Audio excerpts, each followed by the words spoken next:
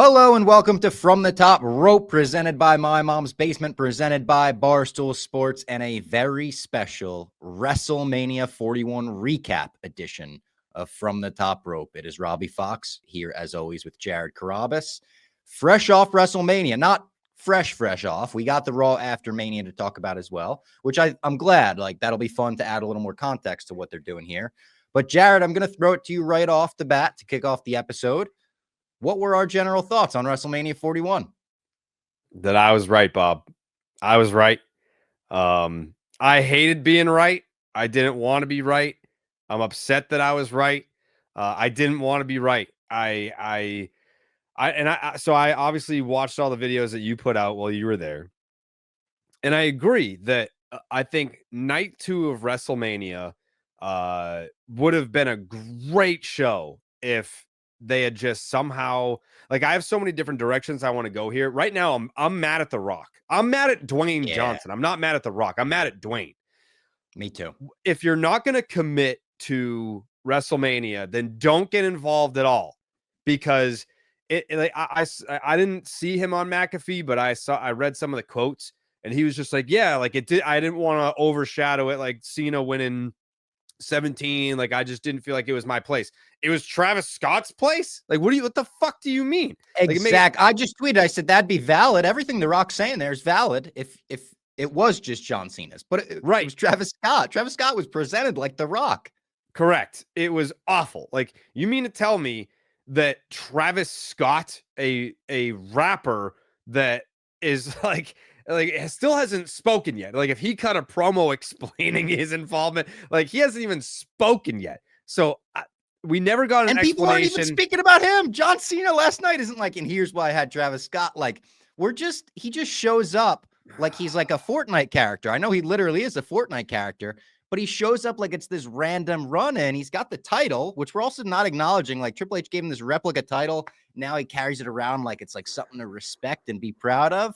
Yeah. And then he just leaves. It's literally like, I feel like this is like Travis Scott showing up as Travis Scott in the finale of Game of Thrones. I think it's that out of place and out of context where you're like, why is there a rapper in the ring right now? It's crazy. Like, the fact that we never got an explanation after Elimination Chamber from The Rock, really from John Cena, and about Travis Scott. It didn't make any sense. Still doesn't make sense. I had such a bitter, bad taste in my mouth after night 2 that I told you leading up to WrestleMania, I was like, I'm so not excited about this. I might not even watch it. And now I'm pissed that I did, because it's for me, the end of the Bloodline era, obviously, with the Heyman turn night 1. We didn't get a payoff. Like, I thought for sure, like, the whole point about wrestling in terms of night 1, you mean we didn't get no, in terms of night 2. Oh, yeah. Like, we didn't get a payoff with the Rock storyline.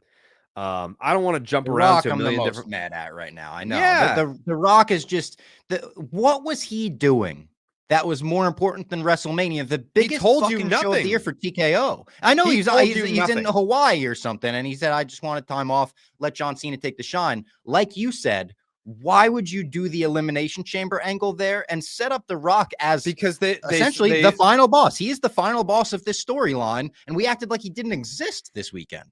They built the whole story around The Rock just for The Rock to be like, oh, I didn't want to overshadow it. What do you mean overshadow it? You are it. You are the story. Like, yes. John Cena in this storyline is your underling. Like, you made him the guy that's beneath you, just like you made like Roman, the guy beneath you. You're above everyone. You're on the board. You're the final boss. Like, who is above the final boss? Nobody. So to be like, it's just crazy. Like, him, and it makes Cody look bad too. I love Cody. You know, I'm a Cody Bobo, as you call me. You are. But it makes Cody look bad for Travis Scott to be the linchpin in having him lose the title. If it were The Rock, I think it's more understandable in any way of like, okay, I have to fucking be on guard for The Rock. Travis Scott's my size. It's like if I cost John Cena the match. It's like if they did the fucking Jon Stewart finish for John Cena, Seth Rollins at SummerSlam. It's like if they did that in the main event of WrestleMania, where it's like, oh, hold on.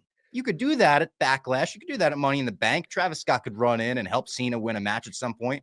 Why is Travis Scott the key to John Cena's 17th title reign? I actually even think if they wouldn't have given Travis Scott the mid-match run-in spot, if Travis Scott just walked Cena out to the ring, I think I would have been more okay with it. If it was just like, all right, he's Cena's manager because he's part of the Cena Rock clique and he's there to represent. You could do the same exact spot. He pulls the ref's leg. He gets in the ring, takes a crossroads. He took a crossroads well. I'll give him that. But it was just so strange to treat him as like a, oh my God, his music hit. The music we heard 1,000 fucking times, by the way. How tired of you are of Fiend, Fiend, Fiend, Fiend, Fiend, Fiend. If I hear that fucking song one more time, I'm going to lose it. Yeah. And the fact that The Rock used it as like before his music hit, that's why I was like, oh, is this The Rock? Because he has come out to the same song. I was upset at how let down I was because it was night so one underwhelming. It was super underwhelming, and I trusted them because leading up to it, I've been saying it all along. The triple threat was an awesome match. It was an awesome match, but there were no stakes. There was no title. You're not going to find a bigger CM Punk Roman Reigns guy.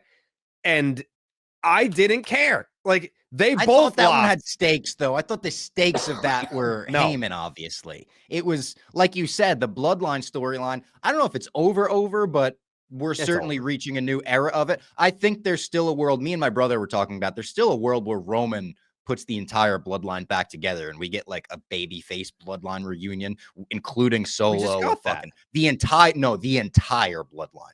I'm talking fucking Avengers Assemble of every Samoan you've ever heard of. And maybe some you even haven't heard of because they keep coming out. I don't know where these Samoans are coming from, but every week I go on Twitter and they're like, you better watch out for the next Samoan coming up because what's his name? We got him.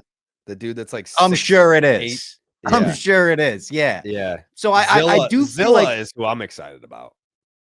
Zilla's on the horizon. Like, there's still a world in which they put together the Bloodline thing, but the Paul Heyman stakes, I gotta say, like, we kind of saw this coming. I think a lot of people said, okay, maybe he turns on both Punk and Roman and we get this big shocking align with Seth moment. It was still, I think, the right move because it worked so well in the match. The gasps and the screams. I posted one video. People were screaming like these guttural, like, ah, no! People couldn't believe it. His double low blow, the low blow on Roman where he gets stuck and he has to like wiggle his fist out was so funny. I do think that was still the right moment too. Like, even taking into consideration the Raw after Mania, you add Braun to the stable and now all of those people are reinvented and all kind of needed to be reinvented. Braun, not really, because he was on the up and up for sure. And we've talked about him a lot, kind of flip back and forth on whether or not we were in on him or out on him. At this point, I'm fully in on him. I mean, the Braun Breaker spear, the barks. You're still out on Braun Breaker? The spear on Carlito, the fatal four-way, the fucking alignment with Paul Heyman. I love Braun Breaker. I hate this because... Really? Yes, because the whole time, what have I been saying? Let him be a Steiner. Like, why ignore the Steiner legacy? When we're past that. We're too far past that now. We're not because it was what 2-3 days ago. I sent you the clip of him doing the Steiner math, talking about his chances in the Intercontinental title match. I was like, finally, you know, I know he's kind of before this, he was a tweener. Like he's a heel, but he gets kind of like a babyface pop, like the crowd does, like the barking and whatever. And whatever, you know, WWE event that was where he was doing the Steiner math thing and leaning into it, I was like, this is exactly what I want from Braun Breaker. And now he's in a heel faction with Paul Heyman and Seth Rollins. And I'm just like, all right. But he's one of those not only guys that, he's not going to be able to cut like real good promos, I don't think. So to have him be Seth Rollins' enforcer, learning from Seth, and Paul Heyman's going to cut all his promos for him, I feel like you're putting him in a spot to succeed majorly. I guess, but I also just wanted the Heyman Rollins alliance a little bit of time to breathe. Like, give me that. I'm not saying don't have like a faction spill over into the future, but give me at least 24 hours or 48 hours, like one show where it's just, you know, Seth and Paul Heyman at least teasing like there's more of us, like to get that first one immediately. Like we don't even get to see Seth and Paul do their thing one-on-one. Yeah, I didn't love it. I know everyone else was coming themselves over it, but I didn't love it That right match away. itself too, like, I thought that match was as good as I could have imagined it being. It was one of the best triple The triple threats I've threat ever seen, I think. Yeah. match was awesome. The match was awesome, but I'm still sticking to Dude, the the original entrances, thesis. all three the video package, the This Fire Burns video package for Punk. Bob, Holy fuck, Bob, that was good. I almost teared up. Yeah. Like I almost Dude, the teared up. arena we were watching it, the entire arena is singing This Fire Burns. I told you, I have This Fire Burns tattoo on my arm. Yeah. Like I have the lyrics to that song right here on my arm. That package before Punk came out, very Living emotional. Color just sounding as good as they could ever fucking sound. Corey Glover is 60 years old. He might have sounded better here than at WrestleMania 29. Like he is just fucking on point every performance. That was awesome. I loved obviously that whole triple threat. How would you have felt if Seth was the one to screw Cody night 2 and they did that massive, like people were theorizing that he was hinting at an allegiance with the Rock or of some sort? Would you have been okay with that if it was like both nights? It's like Seth Rollins and fucking Paul Heyman are standing tall at WrestleMania with Cena. I think I would have liked that better than what they did, to be honest. I don't know if I would have loved it, but I would have liked it better than what they did. Well, I texted you beforehand what I would have done, and I think it would have been way better. I said they should have recreated the Montreal screw job with The Rock. Like if Cena, like if you're gonna have Cena go over, have him go over as dirty as possible. Like if you're trying to make this heel Cena thing a real thing and keep Cody looking strong, which he didn't, like one shot to the head and dude kicked out of like 16 AAs, but then he takes one shot to the head with the belt and that's it. I know. I didn't like that finish either. It reminded me of WrestleMania 17 when it's just chair shots to end WrestleMania. And it's like, I get what they're going for, the brutality and whatnot. If you're going to do that, let Cody get color. It was 2 shots to the exposed turnbuckle and a belt shot. Like, how many times did they cut away from Cody? They kept cutting away from him. And I had diehard fans that were in attendance at my house for it. And then I had casuals and people that have never watched. And I was like, they keep cutting away from Cody. This is where he's going to blade. And then they turn back and nothing. And I was like, what the fuck? And it's like you did a double shot to the exposed turnbuckle. That used to be like, if the exposed turnbuckle hits you, you're gushing like immediately. So to do that, and I was even thinking, all right, if you're going to have Cody lose again, kind of WrestleMania 39 vibe for him sitting on the ramp or whatever, like make it visually different. Make him have blood streaming down his face. It's like, oh my God, they fucked him. And you could have tried to do something. I know the crowd was way behind Cena night 2, but you could have tried to get sympathy for Cody. And they didn't like structure the match in the way I thought that would have worked. I thought maybe, because I was also thinking in my mind, okay, if we're getting The Rock running, Travis Scott running, whatever we're going to get, how do you make it different than WrestleMania 40? We can't have every WrestleMania end with fucking running. Yeah. I was kind of thinking, what if Cody just fucking wins this match clean? The Rock's music hits and he says, no, we're actually going to end WrestleMania bigger and better. We're going to restart the match and it's going to be no DQ. And I thought they were going to screw Cody in that way. And that could have been different. That could have been unique. They had the shirts for sale that you sent, and I saw them in the fucking WWE World Shop. Finally, The Rock has come back to Las Vegas. Who made the decision to approve that shirt and say, put it on the racks? There was an expectation. There was absolutely an expectation. It was like a no-brainer that The Rock was going to be there. The fact that nobody came out and was like, by the way, The Rock is for sure not going to be at WrestleMania. The only person to say that was Dave Meltzer months ago. And The Rock responded was like, don't believe that shit. Why did The Rock even correct him if he was right? He corrected someone on Instagram too. There was like a comment about, like, oh, you're not going to be involved in WrestleMania. He said, don't believe everything you read. Don't believe that bullshit. And I know it was on him. Like, it's entirely on him. That's why I am mad at Dwayne. And I absolutely agree. I don't think the main event was Cena's fault. I don't think it was Cody's fault. I don't even think it was Travis Scott's fault because he was placed in that situation. If it falls on anyone, it's on The Rock and Triple H, unfortunately. And Triple H did a pretty fucking great job with the rest of WrestleMania. This is the one thing we're going to look back at and be like, big swing and a miss for him. I think Brandon Walker said it's probably his first giant swing and miss creatively, where it feels, I haven't even seen anyone really defending the way they did this. I've seen people be like, I'm happy Cena won, and I'm fine with that. Like, I kind of thought Cena would win coming in. I'm happy Cena broke Flair's record, to be honest. Like, I would rather Cena have 17 than Flair be the record holder at 16. But it's crazy that you were able to give Cena 17 and make it feel underwhelming after the heel turn. It's almost impressive that you were able to make it feel underwhelming. Yeah, because when I was saying I was out on this Mania before Elimination Chamber, then the Cena turn pulled me back in. I was like, oh, this is going to be awesome. The build to it. The Rock never showed up again after Elimination Chamber. Was never referenced again, pretty much.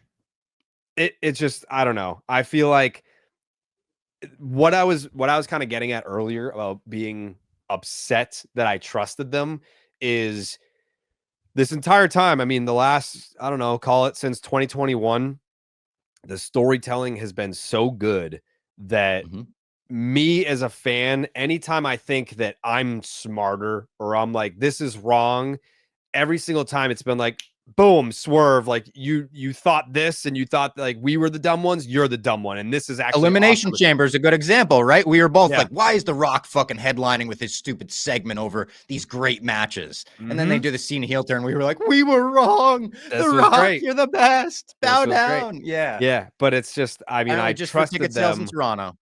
After night one, where you had a triple threat match with no stipulations, no title, and you knew that the the heel turn was orchestrated by The Rock, and I was looking at the clock. It was 10:20. I was like, we've got so much time left on the clock. I know. And when Travis Scott came out, it's like, we still got 20 minutes left. Like, obviously, like, now we're going to get The Rock and something, because there's too much time at this point. Now that Travis Scott's coming out, we're going to get The Rock, and then who's going to combat The Rock? Like, what? I was just anticipating some like, holy shit moment. And it was just Travis Scott. And the way couldn't have anticipated that 20 minutes of that runtime you just talked about were going to be taken by his entrance as well. What the fuck was 1 minute doing 48 sauntering down to the ring like that? It was a minute 48. Yes. That's crazy. That's like Undertaker level, where like he was just sauntering down to the ring, and the whole time from the press box up from the heavens, I'm watching, and I'm like, Cody, get up. And I know it ain't on Cody. Cody, I just has to fucking wait. But like, in the context of wrestling and everything, just the way they, as a Cody fan, the way they structured the entire finish just made me upset, where, okay, he gets one back on Travis Scott, but then we do the tug of war over the title and he can't use it on Cena, even though Cena just brought in interference and brought the title into the ring. It just made him look silly. Bob, Cody just used every weapon in the book against Kevin Owens a couple of months ago. Like, well, he's not above using weapons. Like, what are we doing? It's just the rule set. And it's like, why does he really care about the rule set? It's the main event of WrestleMania. The ref is down and Cena is trying to cheat. This is the time where your babyface QB1 should say, fuck that. I'm hitting Cena with the title now. This is revenge for Elimination Chamber. And nobody would boo Cody because of that. No kid out there would be like, maybe anyway. He's a bad guy now. Yeah. So, man, that was a disappointing way to end night two. I do want to like go through some of the other stuff that happened at WrestleMania, because there was some great stuff. So let's just start at night one, because another one of the highlights of WrestleMania, I think, was Jey Uso and Gunther. Where are you on Jey? Because I'm pretty big on Jey. I'm a Jey defender. I love Jey. It really bothers me that the dynamic that exists right now, where he's going to these shows, everyone is yeeting, and then they put out the video and it's like 41,000 dislikes. It's like, what is that? I agree. I don't get it. Being there this weekend in Vegas, I saw as many Yeet shirts as any other wrestling shirt. Jey Uso had as much merch in Las Vegas as anyone else. The kids all wanted the golden WrestleMania Yeet glasses. My nephew, one of the first things he went to in the shop, let's get some Yeet glasses, wanted to wear them for Jay's match. People had the Yeet gloves, or it's like a foam finger hand, whatever. He was as over as anyone I've ever seen at a wrestling show. It felt like it was like Daniel Bryan fucking yes movement in the building. And then the next morning, my brother told me, he's like, yeah, already 40,000 dislikes on that video. And we looked at each other like, what is the disconnect there? To a lesser extent, I feel the same way about Bianca Belair. Like, I don't know where her boos came from recently, and I don't know why she's getting booed. But every time I see her in the ring, I'm like, she is awesome. Like, cutting good promos, always in good matches. So there's a weird, I think it might just be because kids like him so much, adults are inclined to be like, we should boo the guy that's for kids. But look at the Heyman statement. He just did an interview where he said he's 1, 2, or 3 in merch, 1, 2, or 3 in ticket sales. Ratings always go up minute by minute when he's on. I think this was like a great way to kick off WrestleMania, a great person to put the title on. I actually think if you want to involve Travis Scott in WWE, this was the match to involve him in. He should have been walking Jey. I know he walked Jey out once. He should have been attached to Jey. Like, that makes sense to me. The fucking WrestleMania theme song sounded like yeet, yeet, yeet, yeet, yeet, yeet. Like, it sounded like that the whole time. But honestly, I loved this match. I loved the way it kicked off WrestleMania, and I loved the finish. I know people didn't like that Gunther tapped. I thought it was fucking creative. It made it different than last year. I thought that he tapped immediately was like kind of cool, that he couldn't handle it. Like, he couldn't handle the adversity when Jey put him in the choke. I loved all that. I loved the reunion with Jimmy. Dude, the reunion with Jimmy almost made me tear up. Yeah. So I didn't like that he tapped that quick. I don't mind that he tapped. I just think that he tapped too quick. We were having a discussion about, would you rather be Jimmy, who doesn't have a match, but got to come out and be beside his brother who just won the world heavyweight title?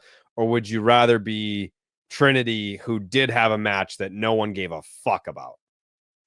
Ooh, that's tough, because I actually thought, I agree that going into that match, it felt like whatever, this is going to be a squash match. Gotta be honest, during the match, I think they pulled out like 3 moves I had never seen before. The crazy like bulldog off the top rope, Jade's inverted power bomb, like the electric chair slide around power. They were doing some shit where I was like, okay, they're working for it right now. So I actually didn't hate that match, but I would probably rather be Jimmy. I think Jimmy had the better moment. Yeah, of course. Yeah.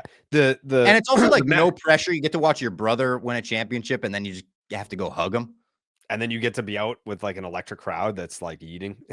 I was also thinking though, during their exit through the crowd, I was like, they must really wish they could just go up through Gorilla right here, because it took them a long time to get out of that stadium. Yeah. I thought it was great. I love Jey. I think that he absolutely, like, he's getting rewarded now as a super over babyface for the awesome work that he did as a heel. Like, his run with the Bloodline as a complimentary character that at times never passed Roman, but like got up to Roman's level in terms of storytelling and acting ability and the intrigue behind his character. And there were times where the Jey angle of the Bloodline saga was more interesting than anything else that was going on. So yeah, him getting the world Jey title, and Sammy, like all of that. I liked the segment on Raw too. I mean, they had that moment where Sammy's staring at him on the turnbuckle, and everyone in the crowd started to be like, no, please don't do it. And they didn't do it. They're going to do it eventually. They're going to do it. It's coming. Yeah. But I liked that they gave him one night of just wholesome celebration in the ring. You deserve it, chance. Fans wanted one more time of the fucking theme song hit, and everyone yeeting, knowing it's probably going to be the last time they get to do it all weekend. I thought that was great. The Naomi Jade match that you mentioned nobody really gave a fuck about, I kind of felt that way about New Day Viking Raiders, the one right after. Like, again, why Big E was there? You told us the story. Like, I mean, even if he's in the video package before the match, I thought just hit Big E's music for a distraction. He doesn't have to get involved. Hit it for a distraction, a huge pop, and something like that. But this was one of those matches. It was fine. I don't think there was actually any matches on WrestleMania as a whole that we're going to talk about where I'm like, that was an outwardly bad match. Everything about that match was bad. They were botching. But this is one of those matches that could have been on any other pay-per-view. It didn't feel like WrestleMania. And unfortunately, a couple matches did have that feel, like Phoenix, El Grande Americano. I think Rey Mysterio doesn't get hurt the night before. That match does feel bigger because it is Rey Mysterio, a top 10 wrestler of all time, as we've established on here. But you fill in Phoenix, and it's a good match, but it doesn't feel like, oh, this is a year's worth of WrestleMania build, you know? No. But I did like that match, and I loved his entrance. The fucking mariachi band playing him out. I like the finish of him putting the loaded, whatever that is, knuckles piece of metal in his mask and hitting the diving headbutt. I thought Phoenix delivered for finding out you're about to have a WrestleMania match in front of 60,000 people or whatever to step into that spot. I even thought the Tiffany Stratton Charlotte match was good. It was a long match, and there were a couple spots in it where they got clunky. Yeah. Couple spots for sure. But I was talking to Raj, actually, who you know, it's night 2. Yep. We were saying it kind of felt like the build. Like the build was a little clunky and just all over the place. And the match kind of got a little clunky and all over the place. So even though, sure, there were a few botches, it kind of fit in a weird way.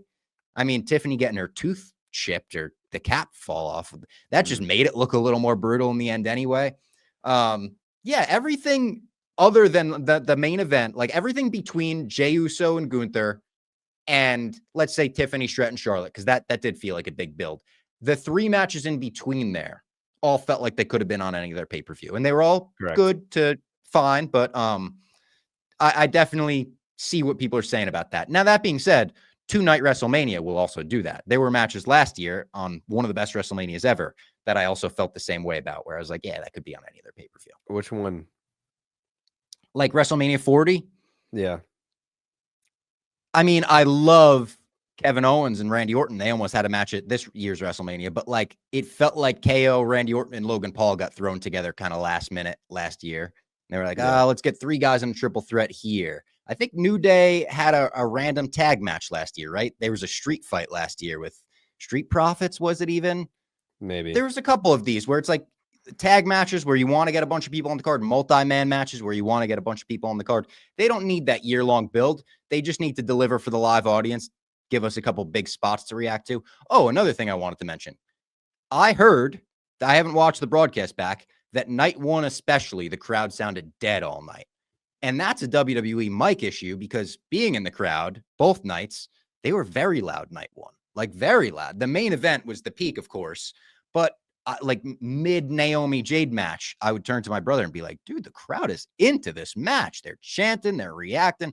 This is crazy. And then I'd get a text from Nate, like, it sounds like a library on TV. Yeah. So that's something WWE has to figure out, because the live crowd, I'm sure people that were there night 1 feel the exact same way. It was like active the entire night. Again, credit to 2-Night Mania. Nobody gets tired by the end of the show. Everyone's still hot and the crowd ready to react. Yeah, that's why I said no one gave a fuck about that match, is because it sounded like no one gave a fuck about that match. Yeah. I think the only time really was the Cena Cody match where, you know, because I mean, when I have people over, I've got the Sonos surround sound and I turn it up to 100. So dude, like blasting at the Rumble. I remember that very well. So and even now, I think it's a different sound system now than when you were here, because it's now it's even louder. Yes. So I had the play base, which is 5 speakers. Now I have the Arc, which is 9 speakers. So it's even louder now. Upgraded, folks. Yeah. And this was the loudest WrestleMania I've ever been to, not crowd wise. The entrance music, the video packages, the stupid fucking Travis Scott song that they wouldn't turn off were piercing my ears, like headache level of loud in there. It was. You were also high for night 2, though. Was both nights I was high up. I was higher for night 2. I was in the press box for night 2, so it was actually a little quieter night 2. And people were giving me so much shit for that. How could you pay for a seat that high? It's like, it's fucking WrestleMania. Also, the picture I posted where I said I heard Cena call a spot from up here, where the press box looks like it's 1,000 feet away from the ring, you know, 1,000 miles away from the ring. I used the 0.5 lens on that to make it look as far as possible. I'm telling you, if you have an opportunity to go to WrestleMania, if it's within your price range and you have to sit at the last seat in the house, I truly believe it's still worthy of that experience. Like, I've sat everywhere for WrestleMania. This is my 9th WrestleMania, which means I've been to 21% of all the WrestleManias in history, which is a crazy stat that I'm pretty proud of now. I've sat ringside and I've now sat in the last seat in the house. I would still rather be there than watch it on TV. Personally, I love the live environment. Like, even in the press box, you could feel the energy of the crowd. I love that. So don't let the nasty replies or whatever like discourage you from buying tickets. If next year, if that's your only option, like, go. It's also not as far as it looks. It's never as far as it looks in pictures. Like, I was watching The Ring as much as I was watching screens both nights. So highly, highly recommend. And just the entire week and vibe of wrestling fans taking over a city. Everywhere you look, you're seeing wrestling shirts. You're walking past bars that are playing wrestling themes. It's so worth it. Next year in New Orleans, it's a perfect city for that. Very walkable and everything. Much more walkable than Las Vegas and much more tolerable weather. So I would recommend that. Maybe I'll do New Orleans next year. Dude, you should. We should do New Orleans next year. I would like that. I've never been. Listen, no disrespect to the city. The city's fine. Non-WrestleMania week, when it's WrestleMania week and you could go to Bourbon Street and every single bar is only playing wrestling themes and everyone's doing yes chants, yeet chants, singing along, like it feels special. Like it, and it's one of those things 30? where 34, they went back for 34, which is weird that they did it that quickly, but that was where Brian made his return, teamed with Shane against Kevin and Sammy. It's worth going. I think we'll try to plan that next year. I would like that. Night 2 opens. I said the main event of night 1, one of the best triple threats of all time. I would throw this before we move on to right night there. 2. Before we move on to night 2, I just want to say about night 1, the main event. Triple H, I think, has said this publicly that we're not always trying to swerve you now, and that sometimes like the thing that you think is the outcome is what we're gonna give you, and that whole like night 1, the main event, everyone that was there was like, what do you think's gonna happen? What do you think's gonna happen? And I was like, everyone thinks that Seth is gonna end up walking out with Heyman, but that's too obvious for WrestleMania. Like they have to do something that isn't that, but I don't know what makes sense that isn't that. To your point, like it made the most sense for that to happen, but I was like, it's also not my job to think this hard about it. So like I will say, we think harder about it than most too, because I kind of thought that was like, okay, you do the Seth Heyman thing, reinvent thing, whatever we said before. In the arena, in the stadium, and leaving even, it seemed like people were genuinely shocked. Like they could not believe that's how WrestleMania ended. So like, are we just, maybe we're geniuses? I don't know. That's exactly. But I thought the same thing. And but like you said, that was the right move. Because also when you're considering you want the most odds possible on night 2, that had so many headlines of just like, even the people at Barstool that aren't the biggest wrestling fans. Jack Mack is someone that grew up on wrestling, now only really comes back for the big shows. He was immediately like, that was a fucking Paul Heyman masterclass. Like, oh my God. Like it got everyone talking about night 1 leading into night 2, which is also a cool part of WrestleMania now. Like last year, they were able to make the main event of night 1 impact the main event of night 2. That's what you can make it feel like, I like that stuff.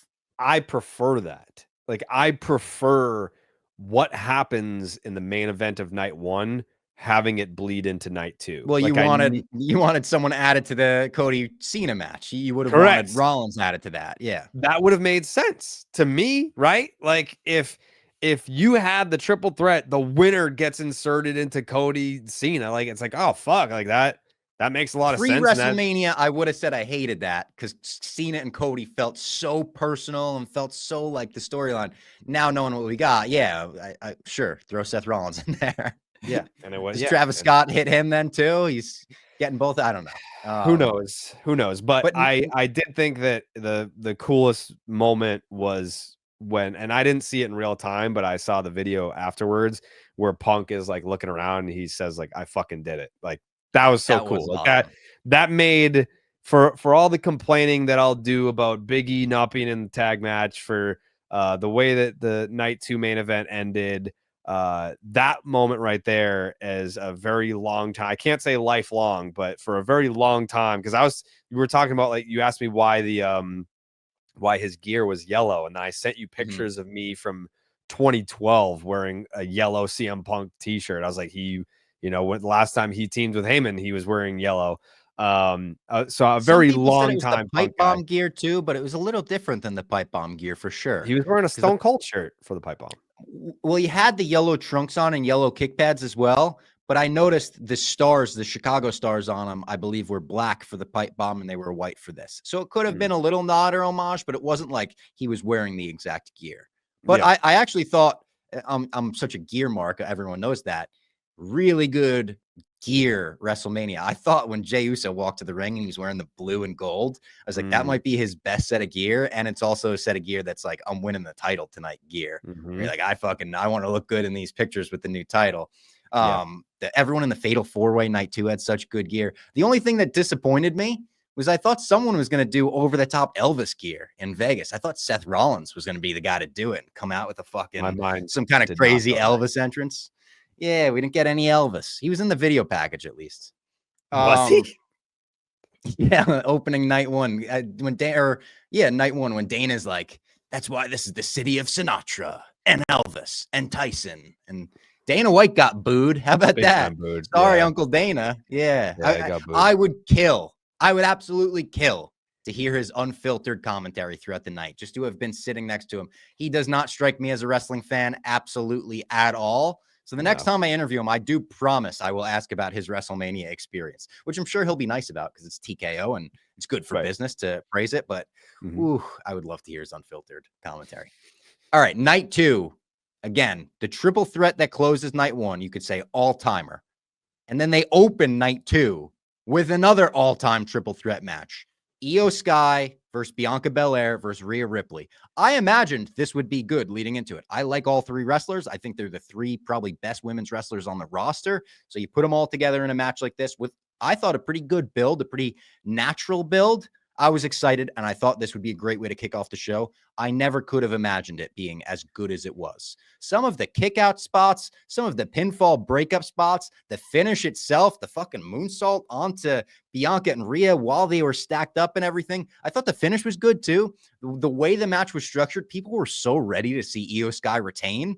It kind of, I don't want to bring up Benoit, but it kind of reminded me of WrestleMania 20, where Triple H and Shawn Michaels have such beef with each other that their eyes weren't on the prize. They were just out to get each other. And Io Sky is the one in this situation who is the fucking eyes on the prize, just wants the title. I thought this was awesome. And did you see the video of Io Sky's parents watching her win? No. One of the most wholesome things of all WrestleMania weekend. Her mom and dad are hugging each other. They're wiping away tears. They're crying. The dad takes out like an old digital camera, starts taking pictures on it. It is awesome. Like, absolutely awesome match. Awesome video. I even saw a couple of videos afterwards as Rhea's walking back up the ramp. Someone dropped their yeet glasses and she threw on the yeet glasses and did a quick yeet to the fans. And then Bianca and Rhea hugged as they got to the back and didn't realize there was a fan that was able to still film them. So Bianca points to the camera and they run away. I mean, I think that the folks saying it's one of the best or the best women's triple threat matches of all time is doing it an injustice. I think it's one of the best triple threat matches at WrestleMania ever. I think take the women tag off of it. I think the right person won. And you mentioned Bianca getting booed earlier. In like comparing it to who are you comparing it to? Jey? Cody? Jey. Yeah. Okay. So with Jey, like, the fans are like, they don't even boo him. They complain about it online. They complain about Jey because it's like, all he says is yeet and all he does is super kick and spear and frog splash, blah, blah, blah. Like that's why they booed or don't like Jey. But with Bianca, I think it was, they're not booing Bianca because they don't like Bianca. I think they just didn't want her to win. Like, I think it was as simple as that. Maybe. They wanted Io to win for whatever reason. The fans of women's wrestling are really, really behind Io Sky, and it's nothing against Rhea Ripley, because that was another conversation that we had at the dork party. Is Rhea Ripley like the complete package, like greatest women's wrestler of all time in terms of like look, ability? Obviously, like the mic skills wouldn't grade super high, but she's not atrocious. But also, she can cut a confident promo. Yes, doesn't need to be the best promo in the world because everything else kind of makes up for it. Yeah, like in terms of like the look, physically imposing, wrestling, make a real case for that. Yeah, I don't know. That like if probably is. Like, she might not have the accolades that Charlotte Flair has, but I would always rather watch a Rhea match than a Charlotte match, and that's not shitting on Charlotte. Right, and I would rather, like, in the like, I like Rhea's theme more than I like Charlotte's. I would rather listen to a Rhea promo than a Charlotte promo. Yeah. If you were to create a list it's not that Rhea grades out 5 stars everywhere, but I would say she grades out highly across the board and well balanced enough to be like, yeah, like who would score higher than this? Yeah. I liked that she came in for the save on Monday Night Raw too and was like, nobody beats up Io but me. Like for her to have that tweener position constantly kind of in that in-between realm, I think is a really good spot. And not to go back to the night one triple threat, I just wanted to add, I think that was the most split a triple threat crowd has ever been, night one. Because all 3 guys had so much support. I've never seen a triple threat where there wasn't a clear heel. Like all 3 guys had like 33% of the crowd cheering for him. It was crazy. I mean, people were chanting like they would chant CM Punk 1 second, then they would sing the Seth Rollins song, then they would chant OTC. It's like we're chanting for all 3 of these guys. Yeah. That was like Punk and Taker at 29. Yeah. I was very torn in that one as well. I was like, I love the Undertaker. The streak is unbelievable, but like if Punk were, I mean, the build to that was also awesome. I was like, if Punk is the one to do it, I mean, I'd be sad about the when streak you hit him with the over, urn. We were all like, oh my God, he hit him with the urn. It's over. Yeah. Like it was, that was probably the most torn that I've been was Punk Taker at 29. But this triple threat, I the only result I didn't want is the one that I got. So. Yeah, you wanted Punk or Roman, yeah. McIntyre Priest, exactly what that match needed to be. Thought it was like kind of like balls to the wall, nonstop action, not a lot of downtime, a bunch of fun spots. The old school through the table spot was great. Selfie, hysterical. I think that one, someone said it did more numbers in like 2 minutes than the tweet last year did all year. Really? Which is crazy. Which is this board at work. It's going to become his WrestleMania thing. Yeah. Every year at WrestleMania, this is the new streak for McIntyre. Good stuff. I didn't like the entrance of McIntyre. That was sponsored. The Viking Raiders had a sponsored entrance the night before too. They were at Clash of Clans, and McIntyre was like the Doom video game entrance. Listen, you could sell entrances if they make a lot of sense. I don't like that we're just like doing ad deals on WrestleMania entrances left and right now with the fucking drumstick, the Cone Zone, and the Minute Maid. And buddy, Bray Wyatt's last match was a fucking Mountain Dew. Mountain Dew match. I know, dude, and I don't like that. So yeah, and I got to tell you, they had a figure of him from that match at WWE World that was sick. And I know the match was whatever, but the figure of Bray from that, the glow in the dark thing. Yeah. And Bray's gear designer, mask designer, Jason Baker, I think his name is. Yeah. He got put to work on this WrestleMania. He made Rhea's crown, which was inspired by the Batman Who Laughs, which is like a comic where the Joker becomes Batman and shit. Crazy shit. He made Cody's mask. He made Jacob Fatu's entrance mask, which was so badass. That like tribal looking thing. Really cool stuff from him this year. There was a video that I saw a few weeks ago, and it was like Jacob Fatu's entrance if Vince McMahon was still around, and it was him coming out in a werewolf costume, and then he came out in a werewolf I was like, no fucking way. I was like, they definitely saw that video, and they're trolling right now. Got a little inspired. Yeah, and Priest had the Slayer entrance. He had Kerry King from Slayer, which like he wasn't even playing along to the song. They still played the song. people didn't like that. I thought it was cool in the arena. And when they had the shot of the flames and he was walking out behind the flames, I was like, shit, Kevin Dunn could never. Like, no. I was into that entrance live. And then I went on Twitter and everyone's like, his guitar tone sounds like a fart. I was like, dang. Yeah, it didn't sound great. And then he wasn't playing the song. He was just playing like he was kind of heavy riffing. Yeah. I kind of liked it. Speaking of things I liked, Fatal 4-Way, Penta, Dom, Finn, Braun. My guy. I saw Dom reposted you. Awesome. He did repost me, and I thought that was really cool. I interviewed Dom 3 years ago, and I remember asking him, who would you like to face if you could break down that forbidden door?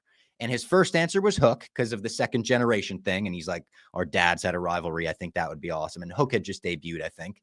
Yeah. But his second answer was Penta. He was like Penta and Phoenix. And at that point, Dom was still tagging with Ray. He's like, I think we would put on a great tag match. But I thought it was cool to get to see him work against Penta at WrestleMania and then again against him one-on-one on Raw the next night, knowing that was like a dream opponent for him.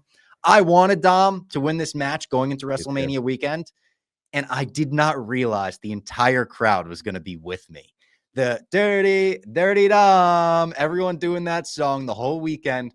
His entrance was great with the fucking Rey Mysterio senior mask he walked out with. Everyone had cool gear. Everyone had cool entrances. The Judgment Day drama in the match of him and Finn. Are we going to help each other? Are we not? Him finally kicking Finn into the ropes, going for the 619, getting caught. Everything about this match was perfect. Down to Dominic coming back into the ring to celebrate afterwards, just for people to go nuts again. This was awesome. Everything it needed to be, and everything we wanted out of a good Dominic Mysterio moment. Outside of the triple threat on night one, this was probably my favorite match of WrestleMania weekend. I love Dirty Dom. I've been a Dirty Dom guy.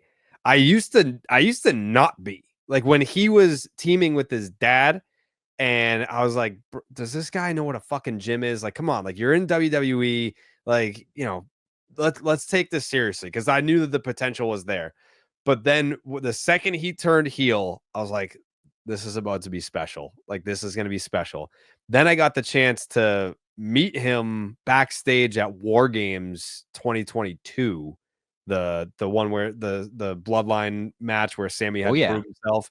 That one, I met him backstage, and every time that he has some sort of milestone, I always reach out and I'm like, dude, fucking congratulations or whatever.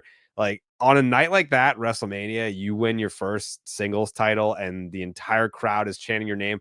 I thought by now, you know, like, I'm sure you've experienced this with some guys where it's like, you know, you get in early and they respond before they're like really climb the ladder. He responded at like 3:30 in the morning. Like, this, like, it's the biggest night of his. I thought I was not even. I wanted to make sure that I congratulated him, but I was like, if I don't hear from him, he probably is getting blown the fuck up right now. Like, I thought you were going to say he's getting blown. He's probably getting blown right now. So I thought you were stopping there. Yeah.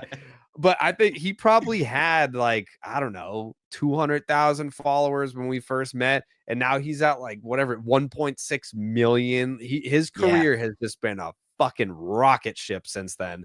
So yeah, he's the guy that I root for on like a personal level, where it's like, I see the person in real life is fucking awesome. And then to see as a Roman fan, it's like, you know, I love Roman, but he's not always there. To see Dom there every night, and he was doing the house shows with Punk when he first came back. Like, he's just there grinding it out, and to have that moment, he absolutely deserves it. He's a perfect IC champ. I'll say this. I wouldn't hate it if you put the briefcase on him this year as well. Because Dirty Dom always being the guy that could, like, come in and do it, or will he, won't he? Oh, that would be so awesome. I was thinking, if you don't have him win this match, it was like, maybe they'll have like Penta win. That'd be a big WrestleMania moment for Penta. And then you give Dom the briefcase. Like, I know he just got the IC title, but I'm ready for the world title reign. I'm here. I'm first in line. I'm camped out. I will be there for the Dominic Mysterio world title reign, which will happen. It absolutely will happen. He's a future world champ. Yeah. Randy Orton segment. A lot of rumors all weekend. Is it going to be Rusev? Is it going to be Jeff Hardy? Is it going to be someone from inside the company? Chad Gable didn't have a WrestleMania match this year. Maybe he could have filled in. No, it's Joe Hendry. Say his name and he appears. This was a great moment as well. And I don't want to sound like a broken record. Again, this is exactly what it had to be, where it was 2 minutes. Joe Hendry got a couple fun spots in. The TNA fucking world championship was raised above his head at WrestleMania. Crazy still. I know the Triple H acquisition happened the day before. We're in a weird branched timeline right now. But as soon as he does the Joe Hendry turn and Randy Orton hits the RKO out of nowhere, which again, it's like, how many more ways can he find an RKO out of nowhere? Apparently they're still coming, because I didn't see that coming and I was watching him in the ring as well.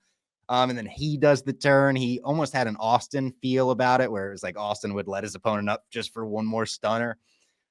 Great shit. Just great shit. He basically got three WrestleMania moments out of a 5-minute segment. You got Joe Hendry's entrance. You got the RKO out of nowhere. And then you got Randy Orton doing his own fucking turn with the pose and everything. Mm-hmm. And knowing that Randy Orton is now going on to the John Cena, we're doing the dream opponent list for John Cena for sure. They're going to do Randy Orton. They'll do Punk at some point. They'll go down the list. We're in a good spot with Orton right now. And it's bittersweet. I would have loved for him and KO to tear the house down at Mania, put on a classic. But considering you had to make something last minute for Randy Orton, good stuff. And his trunks were cool too. Did you notice he had the throwback trunks on? He went back to the old school. Yeah. That was cool for his 20th WrestleMania. Yeah. He went with the OG trunks. The what were they, blue and yellow or whatever it was? And like the different Orton font on the back. Yep. Loved it. I think Hendry was we were kind of like looking around the room like who's gonna be. Some people were saying Rusev. I was like, Rusev's not re-debuting so he can take an L at WrestleMania. Nick Aldis was thrown around, but we were like, true. If it's a surprise opponent, then the pop has to be when the music hits. Like, does anyone in this fucking room know what Nick Aldis's music is? Like, no. So it can't be him. And we were like, what's the music that could hit right now that would make everyone go nuts? And it was split between Jeff Hardy and Joe Hendry. So like, we weren't like, caught off guard by Hendry. It was more like people started laughing. They're like, oh my God, it is Joe Hendry. The way they did that entrance is good too. The slow like zoom in just for him to hit the turn. Yeah. So it was great. It was exactly what it needed to be. Any one of the idiots online that thinks that Joe Hendry, like, they buried the TNA champion. They buried TNA because their champion lost in 4 minutes. No, like TNA must be ecstatic that their champion was on WrestleMania against an absolute legend. 20 WrestleManias. He's a Hall of Famer. Yeah, like that was perfect. It was exactly what it needed to be. I think a match with Jeff Hardy would have been cool, as like a throwback, but on the same token, it's like, and the crowd's cheering for Jeff too. Like, you don't want Randy Orton to come off like the heel in any scenario. And it was a hard spot because of that. You want a big pop for whoever's coming out. You also want Randy Orton to remain the baby face in the story, which Jeff Hardy definitely complicates that a little. Yes. Yeah. Exactly. Yeah. You don't want Jeff Hardy to be out there for 2 minutes like that. No. I saw Nick Buono had a good tweet, our guy Nick Buono, where basically quote tweeted one of the people saying this buried Joe Hendry. And he was like, what are you talking about? I said everything we just said, where it's like the TNA World Championship was represented at WrestleMania for the first time. And he got to face Randy fucking Orton. Like, we're talking about like one of the greatest of all time, for sure. This was nothing but great for Joe Hendry, who also still has a pro wrestling tees shop where he's making all that money. Imagine how many people went to prowrestlingtees.com/Joe Hendry after WrestleMania, put money directly in his pocket. Yeah. I think the only other guy that you could have gotten the big crowd pop because of their music familiarity and still have everyone chanting for Randy Orton in a quick victory would have been Shane O'Mac. I thought about Shane O'Mac as well, and that would have been cool. But Shane O'Mac, can we count on him after he fucking tore his ACL at 39? Nope, sure can't. He did a leapfrog and Snoop Dogg had to save the day. By the way, shout out to Snoop for saving it, like on the fly. To be able to ad-lib that in the moment on live TV. I think the ref was helping him too. The ref on the outside, Stephanie something, she was like, Snoop, people's elbow, Snoop. Logan Paul, AJ Styles. This was the moment where it felt like the crowd hit a wall, where it was like, all right, we've been watching wrestling for a weekend now, and we're ready for the main event. Logan Paul and AJ didn't get a lot of crowd engagement during their match. It was a fine match. It was nothing special. A lot of people said that the hands of time are catching up to AJ now. He's starting to look old out there. We got the little Karrion Kross spot, which I thought was weird. It felt like they wanted to just include Karrion Kross in the card somehow, and he's kind of been a part of this AJ thing. So I was fine with that. Karrion Kross's promo with Sam Roberts has been everywhere the past 2 days, kind of pipe bomb, if you will. Very good promo. Very good. Karrion Kross. Best way to put his name out there after that. Yeah, he's been misused for a long time because this is one of those guys that similar to Punk, I guess, like grew up a diehard fan, knows the business in and out. Like a lot of the guys, and it's not a knock on them because a lot of them end up being champions and really good at what they do.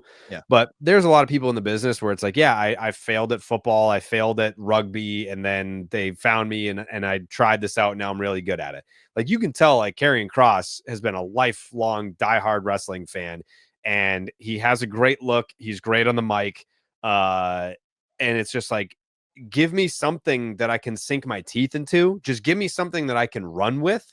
And I know Triple H believes in him because he came back when Triple H took over. So it's like you've got Hunter on your side. He sees the vision, And but he was even NXT still, champ for a while. Like they trusted him. Like him and Finn Balor had a big feud for the NXT championship and shit. He was trusted with a top guy position.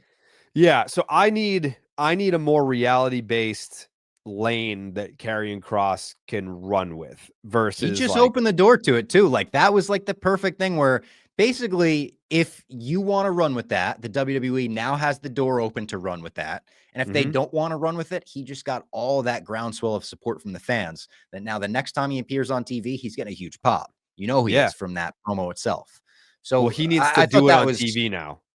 he does, but that was one of the most like well played plays of WrestleMania weekend, if you want to call it that. He took out the playbook and said, I'm going to try a pipe bomb on Sam Roberts' podcast and let's see if it sticks. He's throwing shit at the wall right now, and that definitely stuck. So shout out Karrion Kross, former My Mom's Basement guest as well. Had him on maybe even longer than 3 years ago.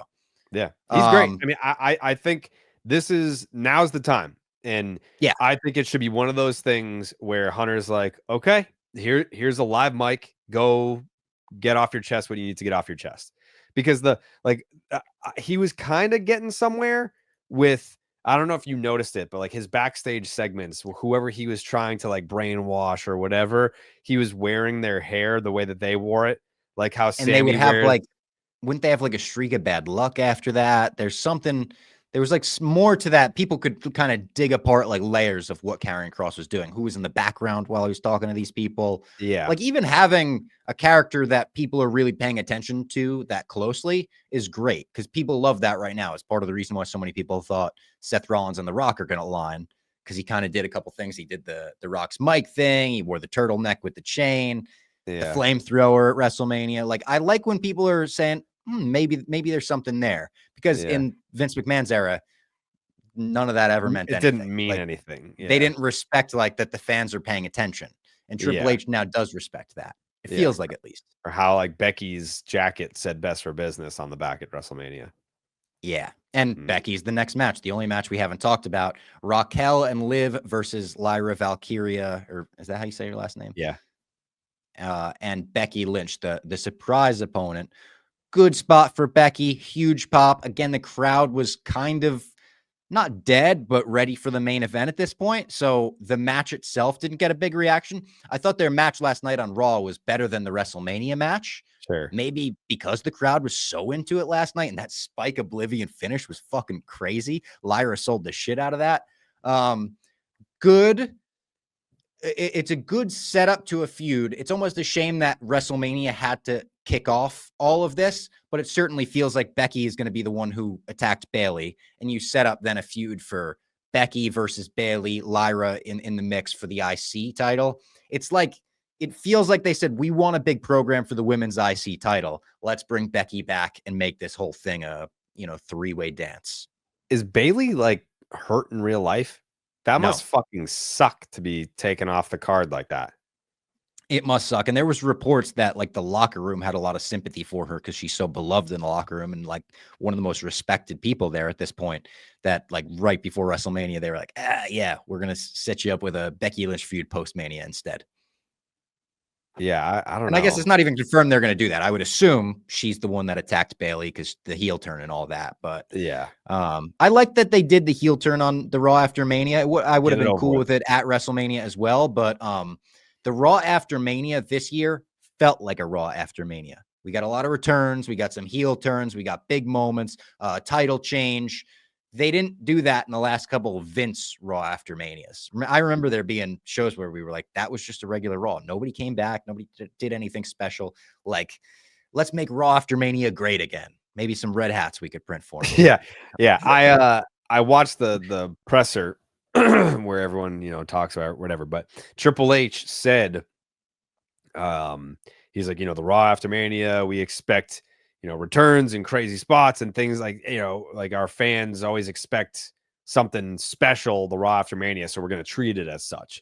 That's the first time I've ever seen someone acknowledge that. Like usually it's just kind of like, it's an unspoken, it is what it, like, what it is. So we're going to deliver. Like the crowds are Bizarro land or whatever. Yeah.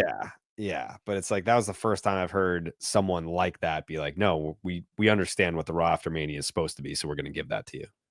Also, interesting similarities. Because I was there, I remember it very vividly. In the Raw after WrestleMania 31 and the Raw after WrestleMania 41. After 31, Seth Rollins had just pulled off the heist of the century. Rollins is the talking point of WrestleMania, essentially. Everyone wanted to talk about that. We got a great IC title match where the champion defended their title. 31, it was Daniel Bryan versus Dolph Ziggler. Here, it was Dom versus Penta. And Michael Cole gets attacked. On both Raw after 31 and 41. That one, it was Brock Lesnar. This one, it was Gunther. I kind of loved the way they did the angle too, where it was, again, kind of subtle. As the crowd's chanting, "You tapped out," Michael Cole joins in on for one. He goes, "You tapped out," and kind of laughed with McAfee. We come back from commercial break and they're mid-confrontation and Gunther's in his face already of, "What, you think this is funny?" And he's like, "What, we can't have fun? We can't show our opinions?" He goes after Cole. McAfee comes after him. He chokes out McAfee, tries to fucking kill him. He choked him out for 10 minutes as McAfee's whole squad, shout out Ty Schmidt and Evan Foxy and all them, jumped the barricade. They're trying to get him. Everything about that was sick. Even Michael Cole coming back out, being like, "I'm not letting a bully put me down." Joe Tessitore taking the fucking second seat. I thought that was maybe like my favorite part of Raw. Like the entire way they did that was awesome. Yeah, it was. Are they setting up McAfee Gunther, or are they setting up for someone to be like, "You can't fucking hit McAfee, bro"? I think they're writing off McAfee for a little bit. Is what I think that. But like when he comes back, are they trying to do that at SummerSlam as like a big special attraction match? Do you think? I don't know. I mean, how do you like? I know McAfee. What do you do with Gunther now? Gunther needs something. Yeah, I don't know what you do with him because maybe it's he just keeps attacking people like this. Maybe he's attacking non-wrestlers and referees and interviewers, or me. Build him up. Me. I'll take a bump for Gunther. Yeah, just build him back into a monster, an unhinged monster. I don't know. He's in a weird spot, like almost like last year's WrestleMania when he lost the IC title. It was like, all right, he'll probably move on to a world title now. Now he lost the world title. Who do you think that this is going to be a shorter reign for Jey? I can't tell. Instinct would say yes, because I think Cena's reign is going to last a long time. I think Cena's reign is going to pretty much last till December. I could see Cena losing it like Survivor Series or something, and then having like a couple appearances to end the career on a face note, maybe. Well, who does Jey feud with? I kind of initially thought, are they going to put Rollins immediately in that spot? But now it feels like we might have a tag team match brewing with Punk and Roman on one side and Braun and Seth on the other.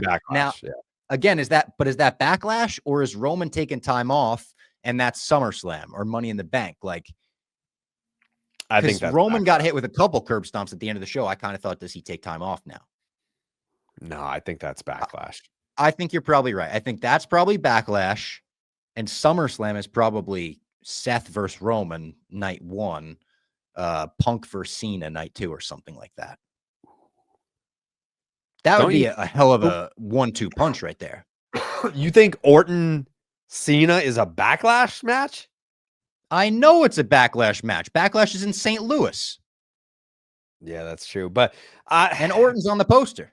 I guess you kind of have to do that, right? Like you can't, yeah. Like all these dream matches of like a heel Cena, you can't save them for the big ones because there's a finite number. Maybe you fucking do Orton versus Cena. Cena obviously goes over. The next pay-per-view is Money in the Bank. I don't know if you want to do Punk Cena Money in the Bank. I do. But maybe you have Cena beat someone, Punk music hit, face off to end the show, and we're getting that in the SummerSlam main event, something like that. I think it would be great if they did do Punk and Cena at Money in the Bank. You could do both. You could do like they did in 2011. You do the rematch at SummerSlam. Cena goes over and then leaves through the crowd.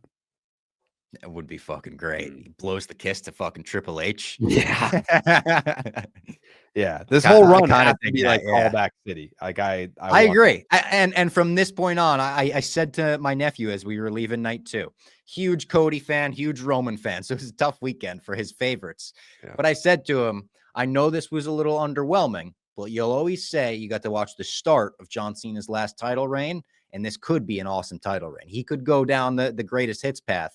And we could talk about this like, oh my God, remember when Cena had, almost the US title open challenge era where we could have a new era of John Cena brewing right here. And I hope we do. Honestly, I know the ending of night 2 soured people. I would say overall, this was a really good WrestleMania that out of my 9 I've been to, I said it's better than at least 5 of them. It's like in the top half of the WrestleManias I've been to for sure. And the Raw after made me feel a little bit better about the future, where I'm like, all right, The Rock fucked things up for everybody, for sure. But I think Triple H is going to course correct and get us back to where we need to be. I mean, that if that Raw tells you anything, I think Dwayne fucked us on Mania. And moving forward, it's like Triple H can just be like, all right, well, if we're not including Dwayne in our future plans, then like this is who we have and this is what we have to work with. And here's what we got. So here's the product now. So here's Rock, the vision. The ball's in your court. Yes, you can ruin wrestling as much as you like, Dwayne.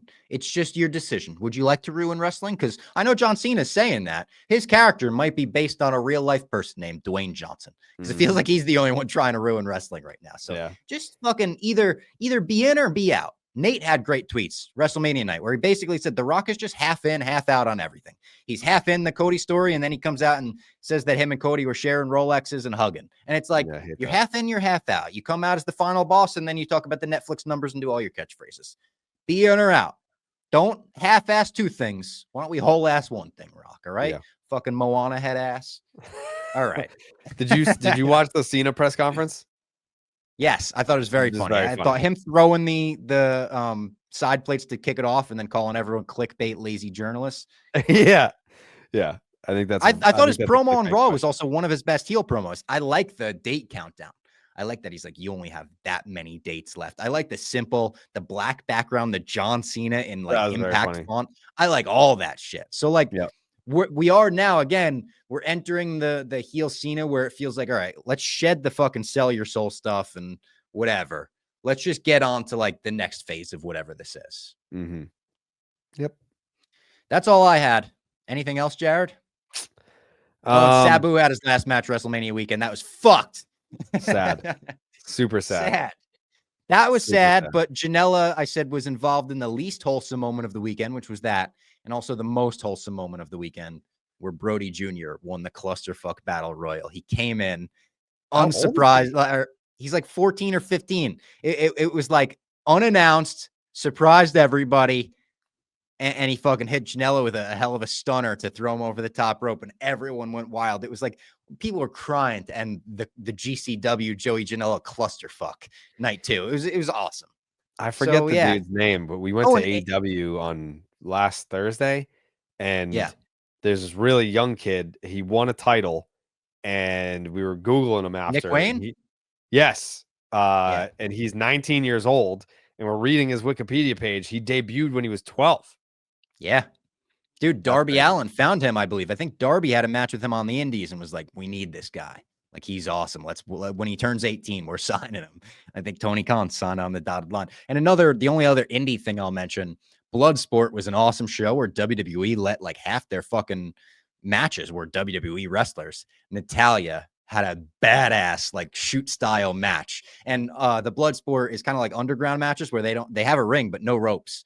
So it's just fucking grappling and stiff shots. Natalya came out to Killing in the Name and fucking beat the shit out of this girl. Started a fight in the crowd afterwards with the NWA Women's Champ. So now she's going to NWA and having a match there. Like, this is the presentation that Natalya needs. They should fucking transition this to WWE because it was awesome.